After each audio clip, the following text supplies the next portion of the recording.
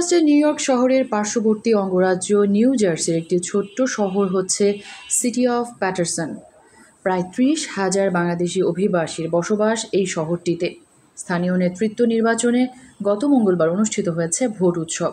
এই নির্বাচনে ২ নং ওয়ার্ড থেকে প্রতিদ্বন্দ্বিতা করে হ্যাট্রিক বিজয় অর্জন করে ইতিহাস সৃষ্টি করেছেন বিয়ানীবাজারের কৃতি সন্তান ও শাহীন খালিক ফ্যামিলি ফাউন্ডেশনের চেয়ারম্যান শাহীন খালিক।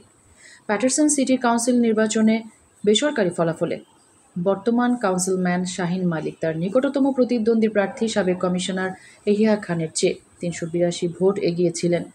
সিটি নির্বাচন অফিস থেকে পাওয়া বেসরকারি তথ্য অনুযায়ী নির্বাচনে শাহীন খালিক সর্বমোট পেয়েছেন ১,৮৯৫ ভোট। তার নিকটতম প্রতিদ্বন্দ্বী প্রার্থী এহিয়া খান পেয়েছেন ১৫১৩ ভোট। এছাড়া অপর আরেক প্রতিদ্বন্দ্বী প্রার্থী ফ্রাঙ্ক জি ফিলিপেলি পেয়েছেন ৪৬৬ ভোট। শাহীন খালিক ২০১৪ সাল থেকে ২ নং ওয়ার্ডের কাউন্সিলম্যান হিসেবে টানা ৩ বার নির্বাচিত হয়ে দায়িত্ব পালন করে প্রবাসী বাংলাদেশি সহ সকলের ভালোবাসায় সিক্ত হয়েছেন।